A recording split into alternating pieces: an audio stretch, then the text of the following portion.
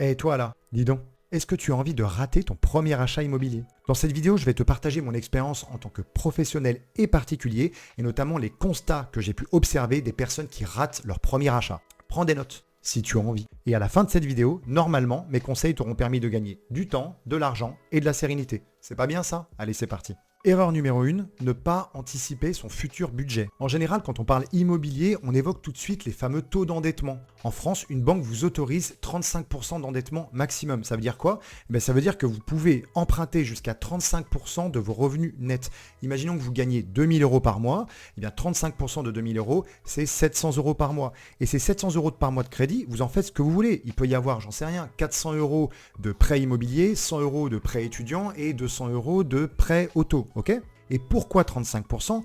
Puisqu'on estime que les 65% restants doivent concerner le reste à vivre. Et le reste à vivre, il est calculé par les banques pour que vous soyez en capacité de payer tout ce qu'il y a autour. Toutes les charges, l'entretien, les courses, les impôts, etc. Et quand on devient propriétaire, on a inévitablement plus de frais, ne serait-ce que parce qu'on est chez nous et que normalement, on entretient mieux le logement, on fait des petits travaux ou des gros travaux, on paye une taxe foncière, je vous invite à aller voir la vidéo que j'ai faite sur le sujet. Il y a bien sûr des charges de copropriété pleines, donc plus importantes que quand vous êtes locataire, et il peut y avoir aussi des travaux dans la copropriété et vous en serez responsable. Et l'erreur courante, c'est d'aller jusqu'au maximum de ces 35% d'endettement alors qu'on n'a pas calculé les besoins de notre vie déjà en tant que locataire. En gros, il vaut mieux être un locataire heureux qu'un propriétaire malheureux, d'accord? Et ce qui peut vous rendre malheureux, c'est de terminer le mois dans une situation financière compliquée, tout ça parce que vous n'avez pas anticipé votre future vie de propriétaire. Donc on prend un tableur Excel ou une feuille de papier pour les puristes, on fait des colonnes, recettes, dépenses, et on regarde notre vie actuelle. Il y a aussi des applications pour ça. Vous regardez ce que vous dépensez, donc votre rythme de vie. Et est-ce que votre rythme de vie vous convient? Est-ce que vous arrivez à profiter? Parce que c'est quand même ça, la vie aussi. Et en fait, si vous vous apercevez qu'aujourd'hui, vous payez 600 euros de loyer et que vous pouvez potentiellement avoir un appartement pour 700 euros par mois en tant que propriétaire, vous vous dites, ok, c'est que 100 euros de plus. Il vaut mieux être propriétaire pour 700 euros plutôt que locataire pour 600 euros. Ça dépend en fait. Ça dépend réellement de ce qui vous reste généralement à la fin du mois pour pouvoir tout de même, si vous le pouvez, profiter de la vie, profiter des à côté. Faire des sorties, vous détendre, etc. Je ferai une vidéo sur cet aspect financier. Erreur numéro 2, confondre ses désirs et ses besoins. Ah là, c'est un sujet compliqué. Ce que je vous invite à faire, vous prenez un petit post-it, un bout de papier, et vous notez vos 6 priorités. Proximité du lieu de travail, place de parking, étage élevé, une grande cuisine, 2 chambres, pas de travaux. Et une fois que vous les avez listés, vous les triez par ordre absolu de priorité. Et comment on fait ça? À côté de chaque priorité, vous allez noter ce fameux pourquoi. Pour quelle raison est-ce que c'est une priorité? Une petite astuce en général, c'est de ne pas s'arrêter à ce qu'on veut, mais à pourquoi on le veut. Imaginons que, dans mon exemple, je souhaite un étage élevé. Pour moi, c'est une priorité.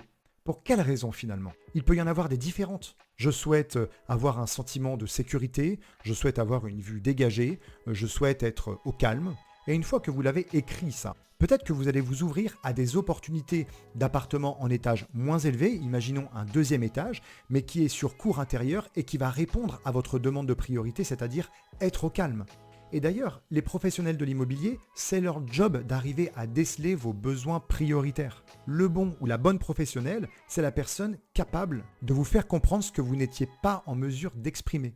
Et alors, si vous êtes capable de le déceler seul, faites-le, c'est génial. Donc une fois que vous avez écrit votre pourquoi, vous allez pouvoir trier à nouveau cet ordre de priorité. Vous verrez, ce sera déjà beaucoup plus clair. Si vous êtes 2 à acheter, faites l'exercice à 2, chacun de votre côté, et ensuite vous réunissez vos besoins. Vous allez voir, c'est assez drôle. Et l'important, c'est de trouver un terrain d'entente. L'erreur numéro 3, visiter moins d'une dizaine de biens. Alors ça, je vous le dis, sauf situation particulière, c'est pas possible. Vous devez absolument visiter plus de 10 biens. La raison est simple, j'ai parlé de l'erreur numéro 2 juste avant.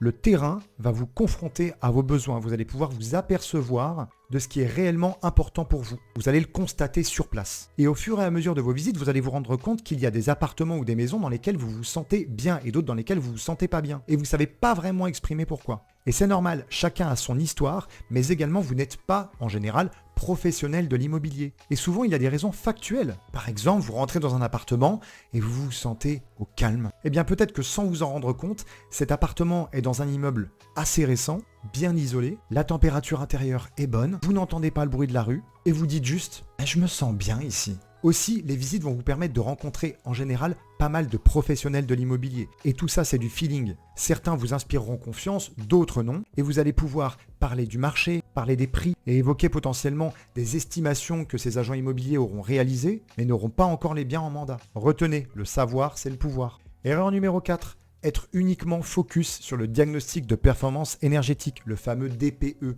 Vous savez, c'est les petites notes là qu'on voit, de A jusqu'à G. Alors le diagnostic de performance énergétique est devenu très important. Il a fortement évolué ces 15 dernières années. Bon, il y a 15 ans, c'était n'importe quoi. Mais il est encore perfectible. Au-delà de la note, regardez surtout le système de chauffage, l'année de construction, on en reparlera, et surtout, la facture d'énergie. Vous devez demander au propriétaire ou à l'agent immobilier de vous fournir la facture d'énergie et aussi savoir à combien les propriétaires chauffent en général dans leur logement. C'est ça qui vous donnera le ton sur la qualité de votre logement. Aussi, une mauvaise note énergétique ne veut pas dire que c'est un mauvais appartement et il existe des astuces et des aides pour réaliser des travaux d'économie d'énergie. Erreur numéro 5, et alors là, personne n'en parle, c'est fou, ne pas prêter attention à l'année de construction. Même les professionnels en général n'y regardent pas. En France, nous faisons partie des champions du monde des normes de construction, ça évolue très souvent. À chaque fois qu'on fait évoluer une norme de construction, eh bien les prix vont augmenter d'environ 5 à 6%, ça fait mal. Depuis les années 60, les normes ont vraiment évolué. Donc les agencements des bâtiments, les agencements à l'intérieur des appartements, mais bien sûr la qualité de l'isolation. Alors il y a ceux qui vous diront toujours « Non, mais on construisait mieux avant ». Non, on construit bien mieux aujourd'hui qu'il y a 60 ans ou 40 ans, c'est évident. On a des meilleurs matériaux, des meilleures techniques de construction. Mais au-delà de ça, et je ferai sûrement une vidéo sur le sujet, lorsque vous visitez un appartement et que vous dites à l'agent immobilier il est de quelle année et qu'il vous dit fin 70, mais en fait ça veut rien dire. Juste un truc. Les premières normes d'isolation thermique, c'est 1974. Ça veut dire qu'avant 1974, il n'y avait pas véritablement de normes thermiques. Il pouvait y avoir de bons constructeurs qui mettaient des isolants, mais c'était pas encadré. Donc vous pouviez parfaitement vous retrouver dans des passoires thermiques et acoustiques. Ça veut dire que si l'appartement que vous visitez a été construit par exemple en 1977, vous savez déjà qu'il a passé la première norme de construction. Et ça change tout. Vous pouvez avoir fait l'expérience d'une location dans un bâtiment début des années 80 dans lequel vous vous sentiez à peu près bien et vous décidez d'acheter un appartement construit au début des années 70. Et là, vous déchantez, vous entendez tous vos voisins au-dessus, en dessous, vous les entendez marcher, parler, vous entendez l'ascenseur. Ça sent l'expérience personnelle, je vous en parlerai un jour. Toutes les portes sur le palier qui claquent, voilà, c'est formidable, ça vous empêche de dormir, vous êtes propriétaire, félicitations. Eh bien non, il faut pouvoir anticiper ces sujets en amont. Erreur numéro 6. Trop se laisser guider par nos émotions. Tu sors d'une visite et t'as eu un coup de cœur sur un appartement. Et félicitations, c'est la meilleure manière de rater ton achat. Alors bien sûr, il y a des exceptions, mais il faut trouver un équilibre entre l'émotion et la raison. J'ai vu des personnes s'emballer sur des appartements ou des maisons parce qu'ils retrouvent une cheminée qui ressemble à la cheminée de leur enfance chez leurs grands-parents, ou la balançoire dans le jardin, super souvenir. Ou encore, le pire, ils ont aimé la décoration. Trop de futurs propriétaires s'arrêtent sur la décoration d'un bien. Évidemment, c'est ce qui se voit, mais vous n'achetez pas une déco. D'ailleurs, bon nombre de propriétaires ont déchanté lorsqu'ils se sont retrouvés à la signature notaire, donc ils font une visite de leur bien juste avant de récupérer les clés. L'appartement est vide, il y a encore la trace du canapé et des meubles sur les murs, et là les gens se disent « mais qu'est-ce que je fais là ?» Le charme a disparu, il reste le constat du bruit de la route et le fait qu'il n'y ait aucun placard, alors que c'était notre priorité, mais qu'est-ce qui s'est passé? Parfois, l'erreur du coup de cœur. Erreur numéro 7. Être trop rationnel. Là, on part dans le sens opposé, mais il est vrai qu'il y a des personnalités, et c'est souvent attribué au métier, des personnes qui sont dans des domaines d'activité parfois très techniques, très pointilleux, et qui s'arrêtent purement aux données rationnelles de l'appartement. Ça peut être les prix du marché sur lesquels ils ont créé tout un tas de tableaux Excel, ou alors la surface au centimètre carré près. Ils ont épluché toutes les pages du règlement de copropriété. Au final, ça leur prend un temps fou, une énergie folle, et ils ne font pas le pas, ils n'avancent pas. Il s'agit de votre lieu de vie. Il faut vous y sentir bien, c'est ça l'important. J'ai aussi fait l'erreur personnelle de m'arrêter sur des notions trop pragmatiques, trop rationnelles, et je me suis retrouvé dans un appartement dans lequel j'étais vraiment mal. Erreur numéro 8, penser son achat à très court terme et court terme. Dans une période d'immobilier euphorique, qu'on a déjà connues, dans lesquelles les prix ne font que évoluer. Si vous achetez un bien et que vous vous dites, oui, bon, de toute façon, dans 3 ans, je prendrai plus grand parce que mon travail, parce que ma famille, parce que mes amis, c'est pas très grave. En général, vous arrivez à retomber sur vos pieds. Mais sur un marché flat, un marché normal, un achat immobilier, c'est du long terme. Donc dès le départ, il faut que vous sachiez quelle porte de sortie vous pouvez avoir si jamais vous décidez de changer de vie. Vous rencontrez l'âme sœur 3 ans plus tard, ou vous avez une opportunité professionnelle ailleurs. Et tout ça, pour le coup, ça se calcule. Si jamais j'ai un projet potentiel dans 3, 4 ou 5 ans, je dois être capable de faire le calcul. Combien j'aurai amorti de capital, puisqu'en général, on fait un emprunt immobilier. Sous quel prix je ne peux pas me permettre de vendre, sous peine de commencer à perdre de l'argent. Tout ça, ça s'anticipe. Autre information que vous pouvez avoir dès le départ. Quelle est la valeur du bien qui m'intéresse sur le marché locatif? Si par exemple, en l'achetant, ça va me coûter 1 000 € de mensualité, mais que je peux le louer 900 ou 1 000 € par mois si jamais je décide de partir, eh bien, c'est pas la même chose que si le marché locatif est à 700 et que ça vous coûte 1 200 € par mois en crédit. Comprenez que plus vous vous ouvrez des portes, plus vous évitez les surprises au moment où vous souhaitez changer de projet de vie. Erreur numéro 9, trop écouter les conseils de ses proches. Alors là, c'est difficile.